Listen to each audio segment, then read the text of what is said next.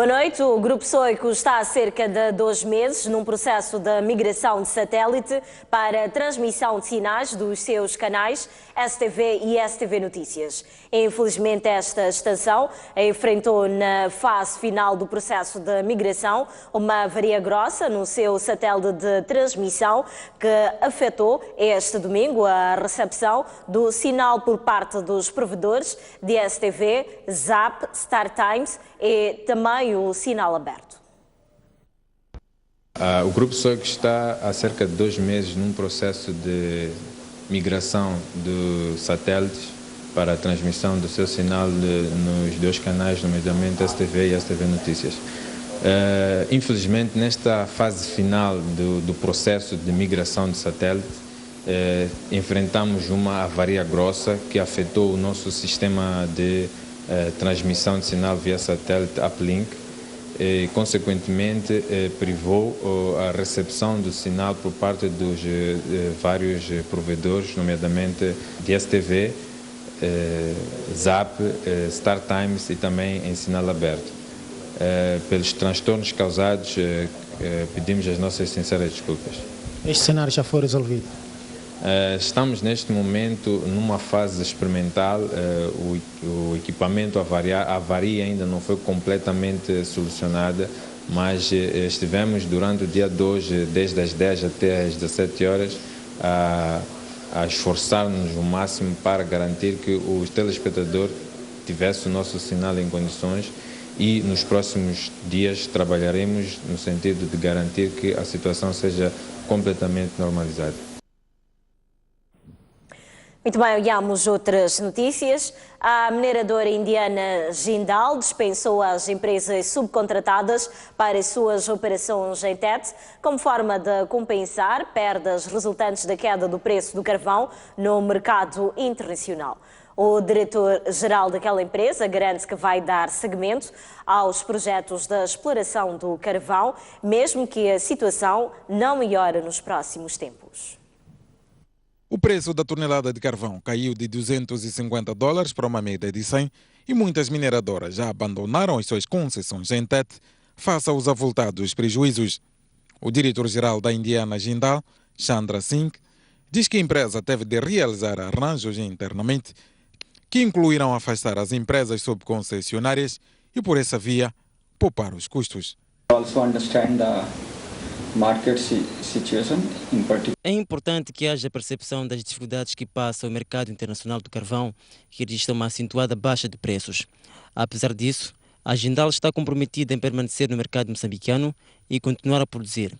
E para isso, tem estado a tomar medidas com vista a racionalizar custos de operação e de produção. A Jindal terminou contratos com empresas subcontratadas, sendo que neste momento a empresa está ela própria a fazer operações, o que permitiu racionalizar custos.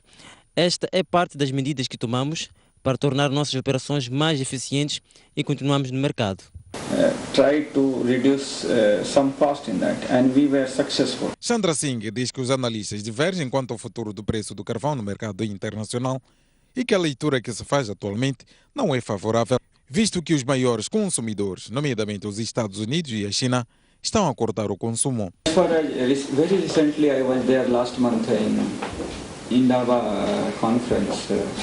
Recentemente, esta questão do preço do carvão foi abordada numa conferência de carvão que houve na cidade de Cabo, África do Sul, em que representantes de várias empresas e ministros de vários países apresentaram previsões contraditórias, de modo que é difícil fazer uma previsão exata de qual vai ser a evolução de preços nos próximos anos.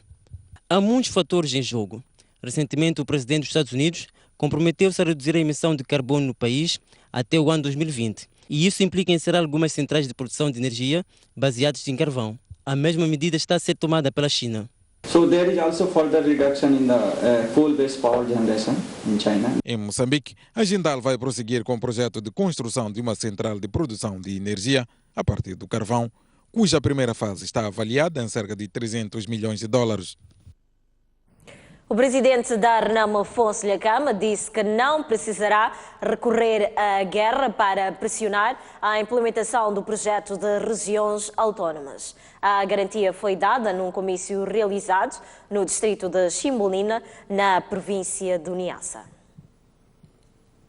No seu segundo dia de trabalho na província do Niassa, o líder da Renamo escalou o distrito de Chimbunila, mais concretamente na localidade de Mussa. Aqui nesta localidade, o presidente da Renamo garantiu que não usará a guerra para forçar a concretização das regiões autônomas. A única coisa que quero garantir a todos é que eu não irei usar a guerra para disparar contra a Frelimo, porque a Frelimo não tem filhos para mandar à morte. Nem o Inhusi não tem filhos para mandar à morte. Nem eu não tenho filhos para mandar à morte.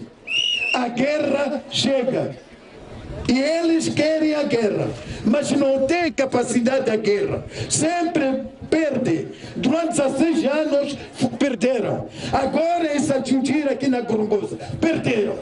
Por isso, não vale a pena a guerra. Niassa será governado a partir deste ano até 2019, em preparação também já da vitória toda para governarmos Moçambique. Esta garantia tem sido dada em todos os discursos que o líder da Renamo profere neste périplo pela região norte do país. Entretanto, tem referido que, apesar do espírito pacífico, não irá tolerar ou não vai permitir que o projeto de regiões autônomas seja reprovado na Assembleia da República. Outra coisa que quero dizer a vocês: não podem ter receio da polícia.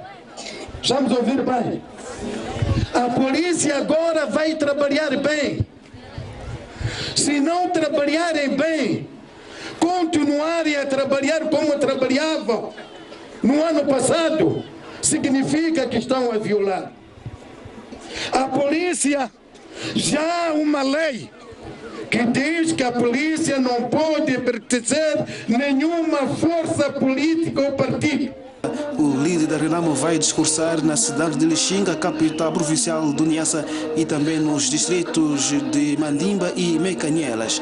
Com imagens de Isidine Achá, Pedro Ferrão de Chimbunila para a STV. A Associação dos Condóminos da cidade de Maputo reclama de falta de espaço para exercer as suas atividades. A associação manifestou a sua preocupação no encontro havido este domingo. Além da falta de espaço, a Associação dos Condóminos da cidade de Maputo reclama também da falta de informação e coordenação com os condomínios sobre novas construções e falta de segurança nos prédios. Uma das coisas que nós pretendemos fazer é sensibilizar as pessoas, moradores, sobre os elevadores. A possibilidade de reabilitar ou então pôr novos elevadores. Pronto, está claro que isso são custos, né? Mas as pessoas têm que estar sensibilizadas porque há prédios que têm problemas terríveis com elevadores e o que nos chama mais atenção é realmente a falta de segurança que está a haver nos poucos elevadores, aqueles que ainda não reabilitaram ou não puseram elevadores novos nos prédios, como também a falta de segurança nos próprios prédios, em termos de infiltrações, são águas a correr por aí fora e que não se tomam medidas. Por essa razão, também uma das coisas que a Associação está a fazer é pedir, abordar o Conselho Municipal e as Obras Públicas, de acordo com o artigo 46 do Regulamento dos Regimes Jurídicos de Condomínio, sobre a fiscalização que é necessário fazer. A agremiação considera ainda que a falta de coordenação entre as duas instituições que atendem os condóminos dificulta na resolução dos problemas. A dualidade de gabinetes de condomínio. No Ministério das Obras Públicas há um gabinete que atende as questões relacionadas com os condomínios, mas ao mesmo tempo também no Ministério do Trabalho no Conselho Municipal existe também um gabinete e nós achamos para um bom funcionamento e para uma maior racionalização e coordenação era importante que houvesse apenas um corpo e uma secção. Achamos que devia haver uma secção dentro do ordenamento jurídico do sistema judicial que possa atender os casos em relação aos conflitos. Os membros da Associação dos Condomínios acreditam que ainda este mês poderão ter instalações próprias que deverão ser cedidas pelo município de Maputo. O governador de Inhambane, Agostinho 30, diz que a higiene individual deve ser monitorada pelas lideranças comunitárias, por forma que sejam eliminadas qualquer possibilidade de contaminação por cólera ou malária. Mesmo a propósito do período chuvoso que o país atravessa, o que propicia a contaminação por doenças típicas desta altura do ano, membros do governo provincial e de alguns distritos da província de Inhambane promoveram uma jornada de limpeza como forma de servir de exemplo no que diz respeito ao saneamento do meio. Na ocasião, o governador de Inhambane, Agostinho 30, disse que a higiene individual deve ser rigorosamente monitorada pelas lideranças comunitárias. Cada líder tem que saber quantas vezes vai fazer limpeza em cada bairro, em cada comunidade. Cada chefe do posto, cada chefe da localidade, cada professor tem que saber quantas latrinas que tem que construir na sua área. Todos nós devemos saber quantas vezes havemos de ir fazer limpeza ao mercado que está na nossa aldeia. O último caso de cólera em Inhambane foi registrado em 2009 no distrito de Inharime, mas o diretor provincial de saúde, Naftal Matus, entende que se as comunidades precaverem-se, estarão protegidas da cólera e até mesmo da malária. Muitas das vezes esses casos vêm com pessoas que vêm de outras províncias e depois contamina-se aos nativos, às pessoas que vivem na província. Mesmo assim, mesmo vindo casos de outras províncias, mas se nós estivermos preparados, estivermos sempre a usar as medidas de prevenção, não vamos ter alastramento de casos de cóleras nem de óbitos. A grande prevenção de cólera é a lavagem das mãos com água, sabão ou com cinza, se não tivermos sabão. À margem desta campanha de saneamento do meio, foi apresentada aos participantes uma torneira tradicional feita com recurso a cordas, paus e um bidão, que pode ser fixada à saída de um sanitário, mercado ou até mesmo em lugares de grande concentração de pessoas. A problemática dos meninos de rua está cada vez mais preocupante na cidade de Maputo. Hoje, o especial reportagem mostra o dilema das jovens, adultos e crianças que fazem das ruas o seu local de abrigo. O mais marcante é a história de uma adolescente que tem um bebê de 4 meses de vida.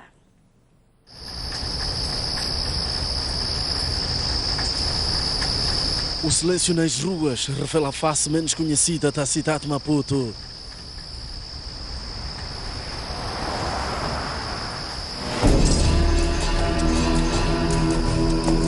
Ao mesmo tempo, esconde uma realidade social dramática. Passa da meia-noite. Os meninos de rua transformam-se em personagens noturnas. Enquanto uns dormem um relento, outros aproveitam o sossego da madrugada para fortificarem os laços de amizade. Uma amizade que nasceu do cruzamento de histórias diferentes. Agostinho é o mais novo do grupo. Tem 9 anos de idade e deixou a família recentemente para vir morar na rua. Em plena madrugada, ele brinca na maior inocência. O seu semblante carrega histórias de violência doméstica. Vives aqui há quanto tempo, Agostinho? Eu 3 meses. Há 3 meses? É. E antes vivias onde? Na Malanga. Vivias com quem? Com minha mãe. E por que é que saíste de lá? Porque estavam a me bater. Nesta zona de Mata Cerrada, multiplica-se uma geração de rua. Por detrás daquele luxo esconde-se uma realidade dramática. Esta é das poucas vezes em que uma equipe de reportagem escala este ponto para retratar a vida de jovens e crianças que fazem deste local o seu ponto de abrigo. Yolanda serve de guia da nossa equipe de reportagem para chegar a uma outra área onde vive um grupo de adolescentes. O trajeto exige um esforço físico redobrado, tratando-se de uma subida acentuada. Logo à chegada, um cenário chocante.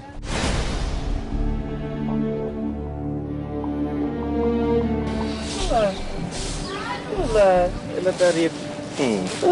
Criança inocente. Seguramente não tem a noção do que é viver aqui. Pai, quem é? Eden. Ele também vive contigo aqui? Não, Onde é que vive? está na cadeia.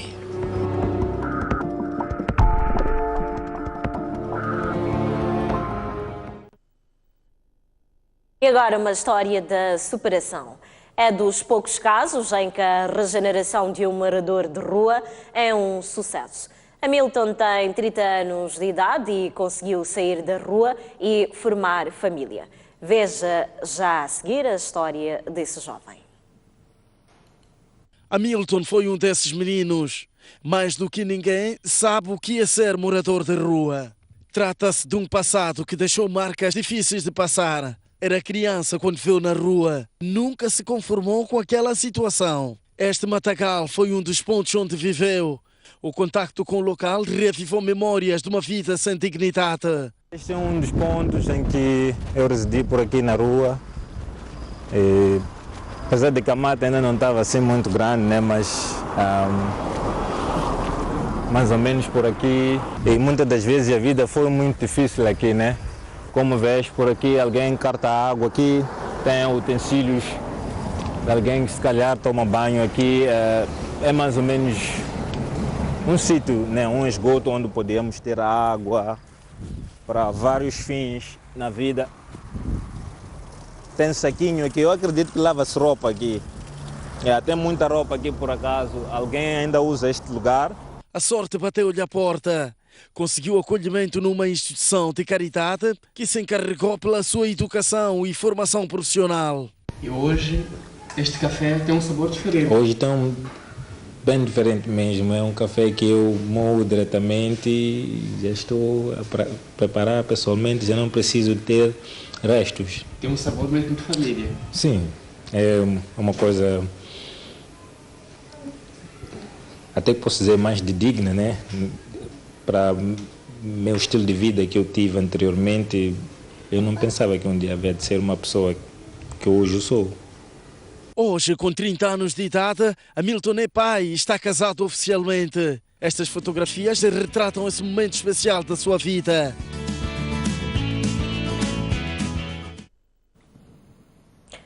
O economista Aldemiro Belchior vai lançar brevemente o livro sobre financiamento de pequenas e médias empresas em Moçambique.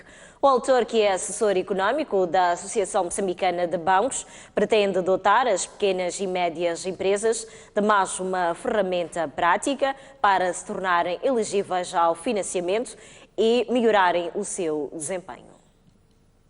Dá uma apresentação daquilo que é a estrutura organizacional de um banco, quais são, portanto, os pilares centrais que orientam ou definem o negócio bancário e ajuda também em termos de fornecimento de informação sobre quais são os produtos e instrumentos financeiros disponíveis na banca de empresas, as suas vantagens e inconveniências, quando é que faz sentido aplicar ou utilizar um instrumento em detrimento do outro, e como é que as empresas também podem explorar outras fontes de financiamento que o mercado moçambicano dispõe. Também explora a componente do plano de negócios.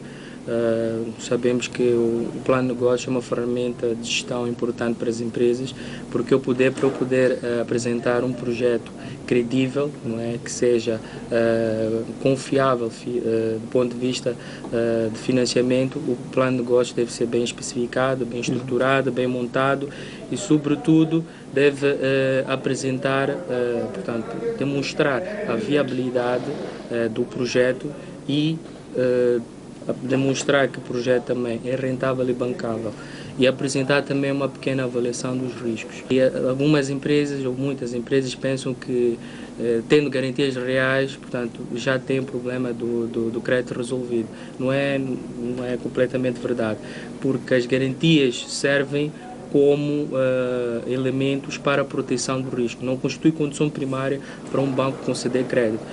Ou seja, o que é fundamental na avaliação de risco de um banco, não é? Na concessão de crédito, seja para um projeto empresarial ou para financiar alguma atividade de uma empresa existente, o empresário primeiramente tem que demonstrar capacidade de reembolsar o serviço de dívida.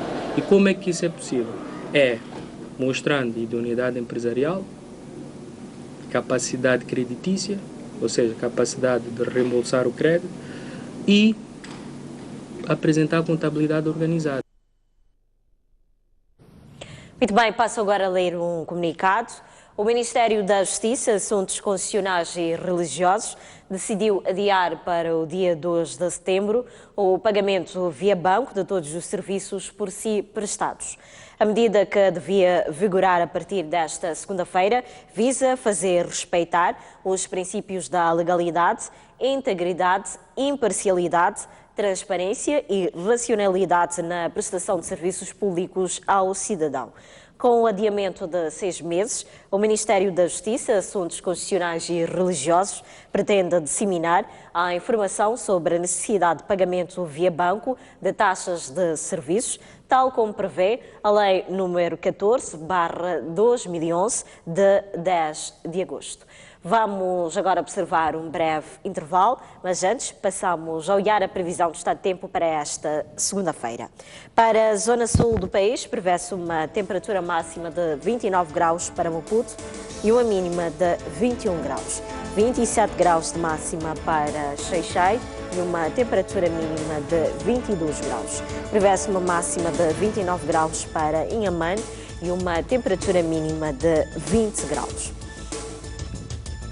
Agora para a zona centro do país, Beira poderá registrar uma temperatura máxima de 31 graus e uma mínima de 24 graus. 28 graus de máxima para Chimoio e uma temperatura mínima de 20 graus. Para Tete, prevê-se uma máxima de 34 graus e uma temperatura mínima de 25 graus. 30 graus de máxima para Climane e uma mínima de 24 graus. Para a zona norte do país, Nampula poderá registrar uma máxima de 31 graus e uma temperatura mínima de 22 graus. 31 graus também de máxima para Pemba e uma temperatura mínima de 24 graus. Prevê-se uma máxima de 27 graus para Lixinga e uma temperatura mínima de 17 graus.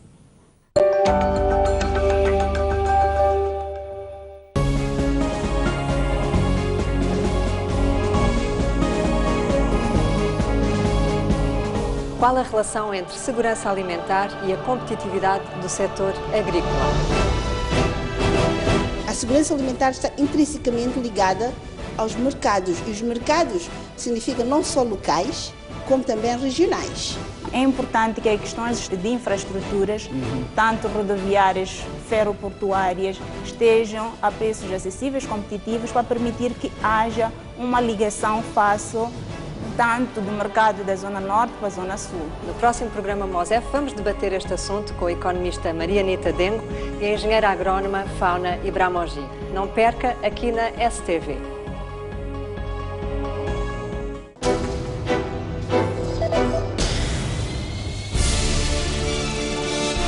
Qual é o seu pensamento em relação ao Orçamento de Estado para 2015?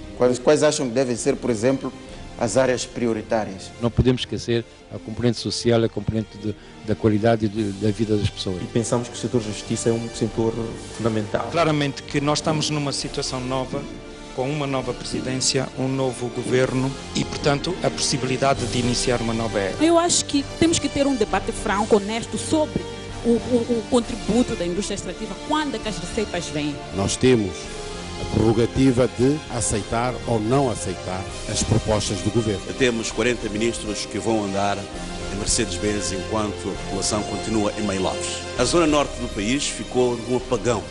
É preciso investir na redundância de energia elétrica. Vão ser criadas autarquias de nível provincial. Então tem que contar-se com isto. Moçambique precisa de sentar com os moçambicanos para fazer o plano.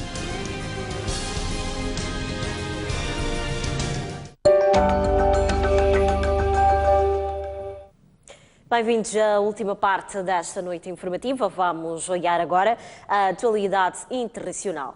A morte do opositor russo e antigo vice-primeiro-ministro esta sexta-feira no centro de Moscovo foi planeada, segundo anunciou os responsáveis pelo caso. Não há qualquer dúvida de que este crime foi minuciosamente planeado, tal como o lugar escolhido para o assassinato, a Ponte da Pedra, adiantou a Comissão de Investigação em comunicado. Tudo indica que a arma usada foi uma pistola Makarov, um revólver utilizado pelas forças policiais e pelo exército russo. Prossegue o texto. Os investigadores encontraram também no local do crime 6 cápsulas de munições de calibre 9mm provenientes de diferentes fabricantes, o que torna mais difícil rastrear a sua origem. Bornevtsov dirigia-se com a sua companheira para casa, localizada próximo do local do crime. É evidente que os organizadores e os atores do crime estavam informados sobre o seu trajeto, concluiu a comissão responsável pela investigação. Segundo o comunicado, testemunhas do crime foram já interrogados pelos investigadores. Boris Nemtsov, de 55 anos, co-presidente do Partido Republicano da Rússia, foi alvejado na noite de sexta-feira, quando passeava no centro de Moscovo. Entre os vários cargos políticos ocupados pelo dirigente estão de governador, deputado e vice-primeiro-ministro no final dos anos de 1990. Depois de sair do parlamento em 2003, ajudou a criar e liderou vários partidos e grupos da oposição. O jihadista do Estado Islâmico, conhecido como John e identificado como britânico Mohamed Enwaz, que aparece nos vídeos a decapitar reféns, recebeu terapia na escola para controlar a agressividade. Mohamed Enwaz, identificado como o homem de cara tapada que aparece nos vídeos divulgados pelo Estado Islâmico sobre a decapitação de reféns ocidentais, foi aluno de um colégio a nordeste de Londres. Falando à BBC, o professor, cujo nome não foi identificado, disse que o jovem Enwaz precisava de ajuda para controlar as suas emoções, mas adiantou que o seu temperamento melhorou após uma terapia e que, apesar de tudo, era um estudante adorável com grande interesse pelo seu sucesso na vida. O professor destacou que o rapaz não vinha de uma situação familiar difícil e deixou a escola com boas notas. Enwaz nasceu no Kuwait, mas tem nacionalidade britânica, lecionou-se em informática no Reino Unido. Conhecido como jihadista John, este dirigente do Estado Islâmico foi visto pela primeira vez numas imagens divulgadas pelo próprio Estado Islâmico em agosto de 2014 a decapitar o jornalista norte-americano James Foley. Apareceu também nos vídeos relacionados com o jihadista norte-americano Steven Sotloff, o voluntário britânico David Enning, a voluntária norte-americana Abdul Ramaha Kessing e o taxista britânico Alan Enning. Enwaz, de 27 anos, captou a atenção pelo seu forte sotaque britânico nos vídeos e porque coloca uma faca junto ao pescoço dos reféns, prestes a decapitá-los antes de cortar as imagens. O governo britânico manifestou a sua preocupação com os casos de jovens muçulmanos que viajam para a Síria para se juntar ao Estado Islâmico. O último caso é de 3 adolescentes entre 15 e 16 anos que recentemente viajaram para a Turquia e em seguida para a Síria. Depois das forças curdas, apoiadas pela coligação internacional, terem expulsado os jihadistas do Estado Islâmico de Kobane, perto de 2.000 refugiados sírios regressaram na sexta-feira à cidade.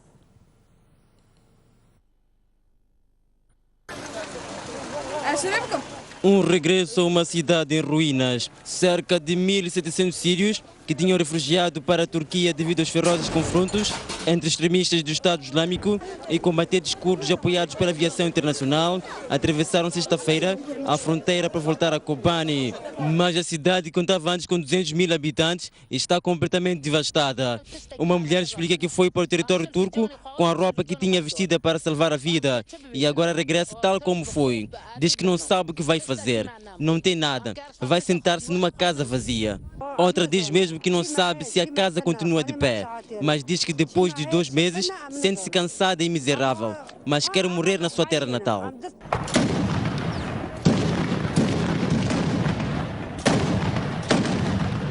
Depois de 4 meses de combates, as forças curdas apoiadas pela coligação internacional conseguiram finalmente expulsar os jihadistas de Kobane no fim de janeiro. Mas para além da omnipresente devastação, aqueles que regressam à cidade também não estão completamente a salvo da violência, já que se continuam a registrar confrontos na região. O apresentador da STV, Emerson Miranda, será o mestre de cerimónias do Cabo Verde Music Awards. O Big Boss, como é carinhosamente chamado, já está de malas aviadas para o arquipélago, como forma de, no próximo sábado, apresentar a gala dos nomeados.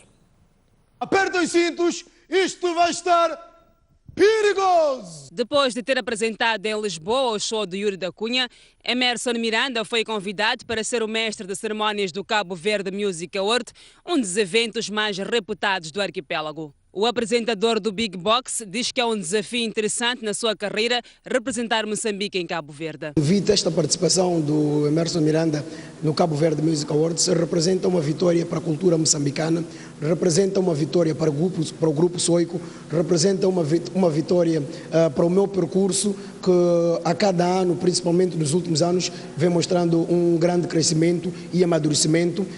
Portanto, é uma vitória de todos nós, porque o que vai acontecer é elevar ainda mais o nome de Moçambique além fronteiras, que já venho fazendo desde o ano passado, e daqui é só continuar a dar seguimento a esse percurso que eu venho levando a nível da apresentação de grandes eventos internacionais. O Big Boss, como é carinhosamente chamado, não deixou de reconhecer o contributo que algumas pessoas dão para a sua carreira profissional.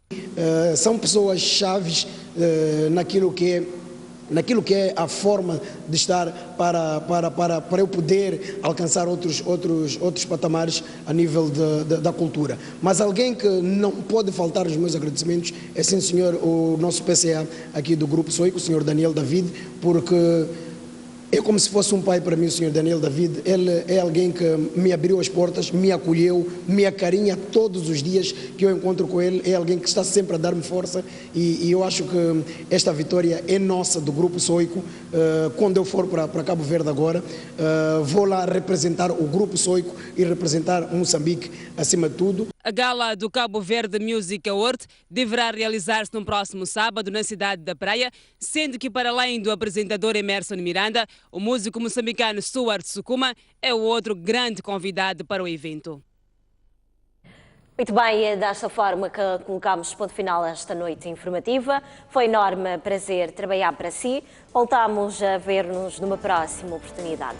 Até lá, continue a acompanhar a nossa restante.